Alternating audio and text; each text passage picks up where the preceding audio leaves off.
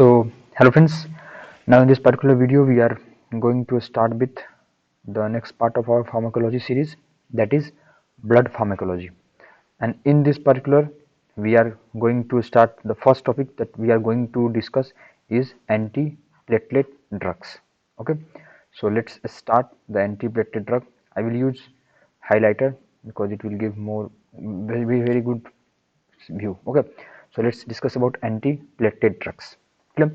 So first we are going to look where we can use these antiplatelet drugs. So it can be used in MI, stroke, or any peripheral vascular disease. So these are the three basic uses of antiplatelet drugs.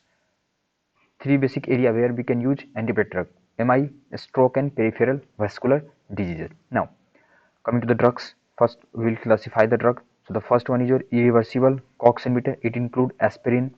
The second one is your ADP receptor blocker. That is separately known as P2Y12. So we can also call it as a P2Y12 receptor blocker. Clear?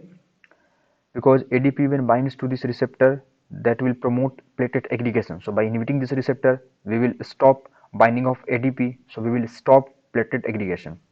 The third one is your phosphodiesterase inhibitors, and if we inhibit phosphodiesterase, then we can increase cyclic MP, and if cyclic MP is increasing, then it is antiplatelet. It has antiplatelet aggregatory effect, so it will not allow platelet to aggregate. And the fourth one is your glycoprotein 2B3A inhibitors. Okay, we can inhibit this glycoprotein 2B3A because it also promotes platelet aggregation. So these are the four basic classes. We also discuss some other drugs also, but these are the four basic classes of antiplatelet drugs. So you may get short notes in your semester examination of upon antiplatelet drugs. Okay, we have got in our semester examination 5th semester. I have got the same question, that is write a short note on antiplatelet drugs. So you have to just write all what we are going to discuss. Just class, drug, where can use, and basic side effect. So let's start with the aspirin. Okay. Sorry, so let's first start with your aspirin, and aspirin is important. Now aspirin is irreversible COX inhibitor. I have also discussed this part in your NSAID video in our autoacquired pharmacology, which we have completed earlier. In that NSAID we have discussed about aspirin mechanism. So aspirin is irreversible COX inhibitor. So on platelet it will inhibit COX-1, so there will be increase platelet. Suppose if not, this is normal process, platelet COX-1 synthesize, TXA2 production increases, thromboxane A2, and that will increase your platelet adhesion. Endothelial cell produces COX-2, that will prostacyclin production, and that inhibits your platelet inhibition.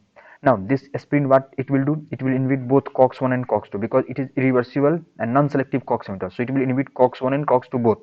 Clear? So at low dose, I am saying that aspirin inhibits both COX-1 and COX-2 irreversibly. Clear? So the existing enzymes are permanently damaged because irreversible inhibition is occurring. So because of the irreversible inhibition, the enzymes are permanently damaged. So new enzymes has to be produced because previously all enzymes are permanently damaged. Okay, so only route is to synthesize new enzymes. Now as you are knowing, platelets do not have nucleus, so platelet cannot synthesize new enzyme, but endothelial cell have platelets, so they can synthesize new enzymes. And we also want that because platelet is producing prostacyclin, that is inhibiting platelet adhesion. So we want this to be written, means we want COX-2 expression. Okay, so you see COX-1, platelet do not have nucleus, so they cannot make new COX-1, but endothelial cells have nucleus, so they can make new COX-2. Okay, so PGI2 will be again start synthesizing. So we can see, we can now we can say that platelet is selective drug, that is selectively inhibiting COX-1. Now we can say that. Clear? What is the dose? So dose is 40 to 325 mg, which are given orally. Now moving to the next part, that is where it is used. So it is drug of choice. Aspirin is drug of choice for MI, stroke, and Buerger disease, that is peripheral vascular disease. Okay, this here drug of choice for acute attack. We can give maximum of 325 dose. We start with the loading dose, that is 325. Okay, this 325 mg is the loading dose. Then for secondary prophylaxis, that to prevent recurrence, we can give 75 mg. Clear? Now what are the side effects of aspirin? So it will increase bleeding time, and this side effect is with all antiplatelet drug. With all antiplatelet drug, this side effect will come. Then NSAID causes peptic ulcer, already we have discussed, and the treatment of aspirin-induced peptic ulcer, already we have discussed in our GIT pharmacology, that is drug of choice will be PPI. Now, what are the precautions we have to take while administering this aspirin? So this aspirin must be stopped 7 days before surgery. If anyone is going to have a surgery, then before surgery we must, before 7 days, 7 days before, we must have to stop this particular drug. Clear? Now, these drugs do not be combined with anticoagulant. Mind it, it can be combined with antiplatelet, but do not combine this drug with anticoagulant. Now, these are the two precautions and one contraindication, that is breastfeeding. So this is about aspirin. Now coming to the second class, that is ADP receptor blocker or P2Y12 blocker. So it consists of two group of drug. The first one is irreversible inhibitor and the second one is reversible. So reversible include ticagrelor and cangrelor. These two drugs are coming under reversible inhibitor of P2Y12 receptor, ticagrelor and cangrelor. And this ticlopidine, clopidogrel and prasugrel are irreversible inhibitor. Clear? Now, and they are add-on drug to aspirin because they both are showing synergism. Now, next important point, that all are oral drug except your cangrelor. Cangrelor can be given IV. All rest are oral. Now, one more important pharmacokinetics that is very important, that that this clopidogrel and prasugrel both are prodrug, means they are inactive and they are metabolized by an enzyme which is known as CYP2C19. Already we have discussed in our general pharma video that CYP2C19 metabolizes these two drugs, clopidogrel and prasugrel, and then these drugs become active. But you are knowing PPIs such as omeprazole. This omeprazole inhibit this enzyme, and if omeprazole is going to inhibit this enzyme, if suppose CYP2C19 is inhibited, then what will happen? If CYP2C19 is inhibited, friends, then what will happen? Then this activation will not take place. Then there will failure of clopidogrel and prasugrel. Clear? So omeprazole is not combined. So do not combine omeprazole with clopidogrel or prasugrel. We can combine with rabeprazole or pantoprazole because they are not inhibiting CYP2C19. So we can combine that, but never combine this particular omeprazole with that. Clear? Now coming to the uses and side effect of this. So ticlopidine uses same MI, stroke, PVT, and the most toxic among ADP receptor blocker is your ticlopidine. Remember this. Now diarrhea is the most common side effect associated with this. It may lead to thrombotic thrombocytopenic purpura. It may lead to agranulocytosis. So these are the side effects which are associated with ticlopidine.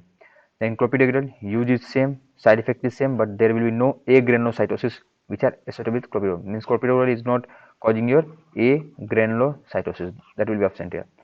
Then coming to prasugrel, so use is same, MI, PVT, but remember this prasugrel will be contraindicated in stroke. This is very important.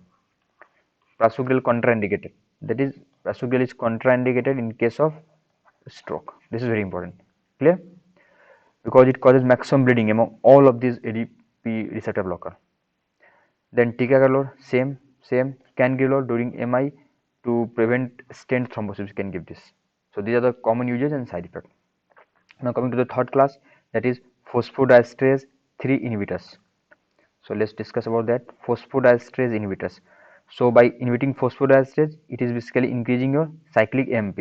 Okay, by inhibiting the phosphodiesterase, it will increase your cyclic AMP. Now what are the drug? So DCP, will do the trick. DCP means dipyridamole, silastazole and pentoxifylline. Okay, dipyridamole, silastazole and pentoxifylline. This dipyridamole is phosphodiesterase 5 inhibitor, plus it also causes adenosine efflux. Clear? And this silastazole is phosphodiesterase 3 inhibitor, and this pentoxifylline is multiple phosphodiesterase inhibitor. So here dipyridamole can be used for a stroke, but it is contraindicated in MI because this dipyridamole is causing your coronary steal syndrome. Now silastazole, it is phosphodiesterase 3 inhibitor, it can be used for stroke, Buerger disease. Clear? Now pentoxifylline, multiple inhibitor, it can be used for same stroke and Buerger's, and the side effect is headache in all of these drugs. Now coming to the next class, that is glycoprotein 2B 3A inhibitors.